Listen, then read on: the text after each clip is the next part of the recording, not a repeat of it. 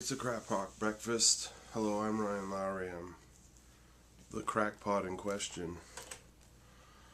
Today we're eating what?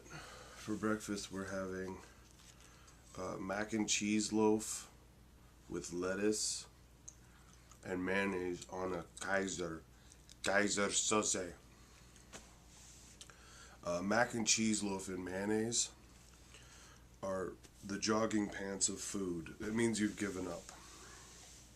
I don't mean I'm suicidal. It just means your standards are, you're not that worried about being heavy. That should be mayonnaise's new slogan. Mayonnaise, because you've given up.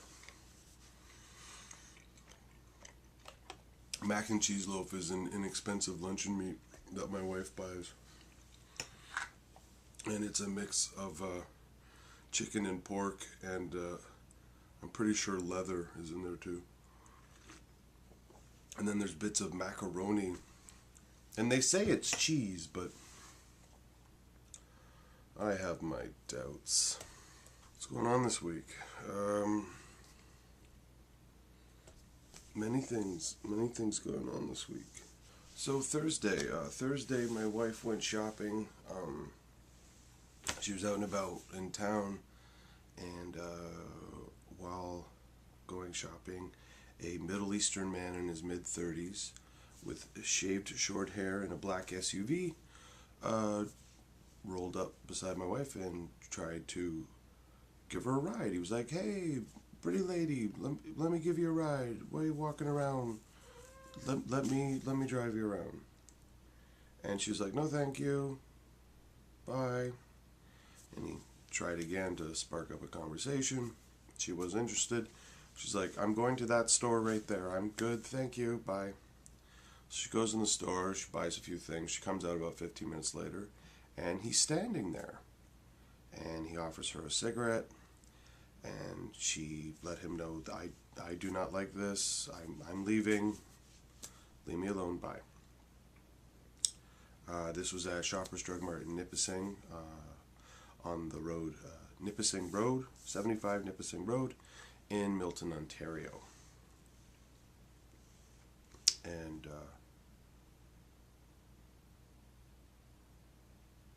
about half an hour later, I was on my way home, so I texted my wife, "Hey, what's going on? Can I pick up anything on the way home?"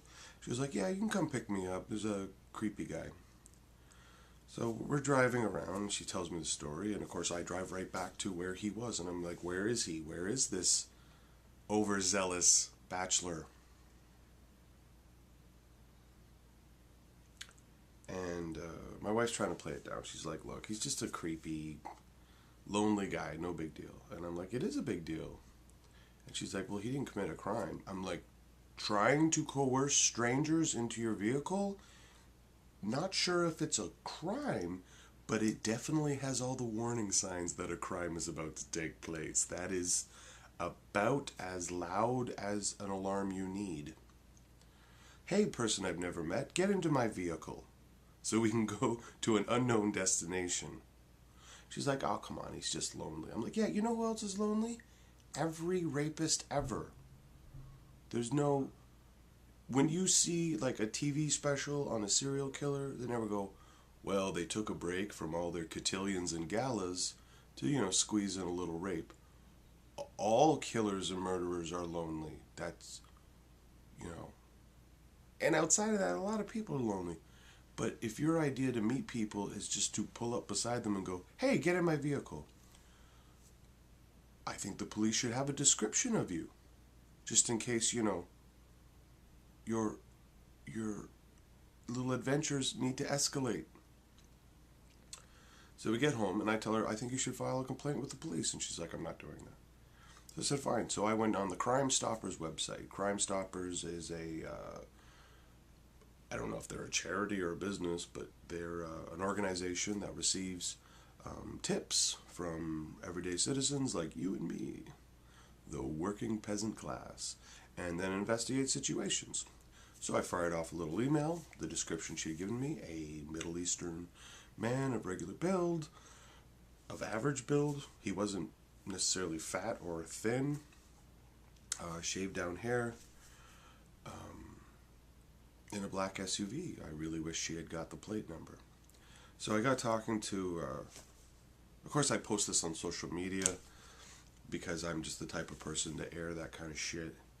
And some idiot on Facebook goes, well, wasn't it really your wife's call to report that, not yours?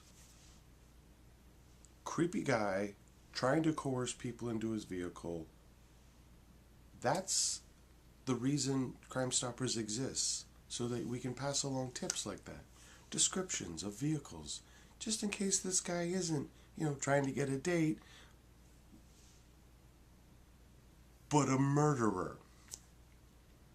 That's my call to make when there's suspicious activity in the town where I live. So my wife and I get talking about it, and she said, well, if I had been attacked and I wasn't ready to process it yet, and you did report this to Crime Stoppers or the police, I would feel betrayed by you. And I was like, and? She goes, well, you should really, a person who's been attacked needs time to process it. No!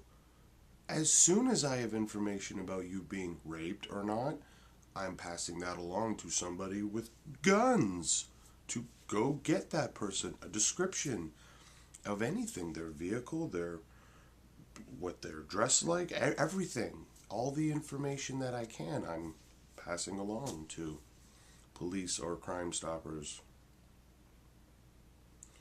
She was mad at me for hypothetically reporting an attack that never happened. And I don't know why, but somehow Tumblr's to blame for that. So of course I got talking to other people about creepy guys. And I know something about being creepy. I mean, I'm a 40-year-old man who's a fry cook and paints nudes. That's pretty creepy. And don't get me wrong, I like working as a cook. And I love painting nudes. Ooh la la. But that's creepy. So I'm talking to friends and co-workers about their experiences with pickup lines. And my friend Neil was telling me his friend was getting trained at McDonald's. And this is years ago. So he's at the counter, and his supervisor was a middle-aged woman. And she's like, okay, that button does this, and if you have to, do a receipt, and she's training him how to use the cash register. And Asian American the truck driver comes up, and he's like, oh, hello, and she's like, hi, and he goes, oh, you're so beautiful. Are you married? And she goes, I'm not married, but I'm involved with a fella. Thank you for saying that. What can we get you today? And he's like, oh, if you were my wife, as soon as I got home, whack, whack, whack, whack, whack, whack, whack, whack, whack. And she's like,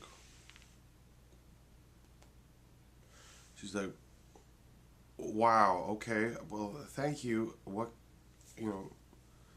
heart blockage, what Mick heart blockage can we get you today? I'm guessing he's either wants to show her his Pac-Man impersonation or smack her with his dick. Either way. My friend Trish was telling me, Trish is a bartender. We were a couple of shit-kicking hillbillies one day. Yeah. And one of them says, so are you married? And she goes, oh yeah, I'm married. He's like, happily married? She goes, is anybody really happily married? Ha ha ha. Trying to deflect the inevitable progression of this conversation. So the guy says, too bad you're married, because I would have rocked the shit out of you.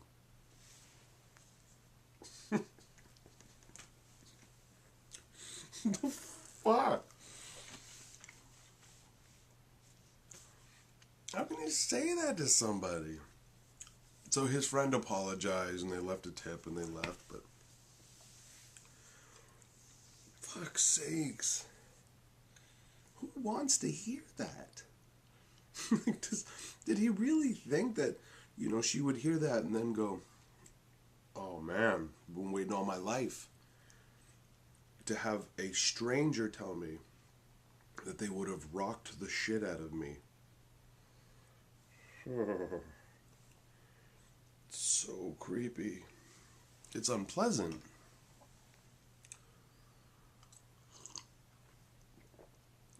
Fuck. And some guys think that's, acceptable behavior.